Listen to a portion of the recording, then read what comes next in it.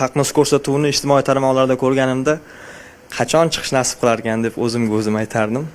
Nasib, rahmat sababchilariga taklif uchun. Usmon Azimni Sog'inch she'ri juda ham yoqtiraman. Shu she'rni ijro qilib bermoqchiman.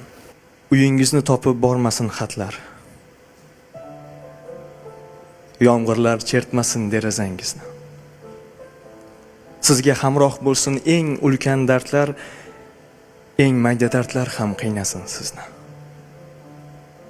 Sizni bo'sh xona ishga kuzatsin. Faqat stol suhbat qursin siz bilan.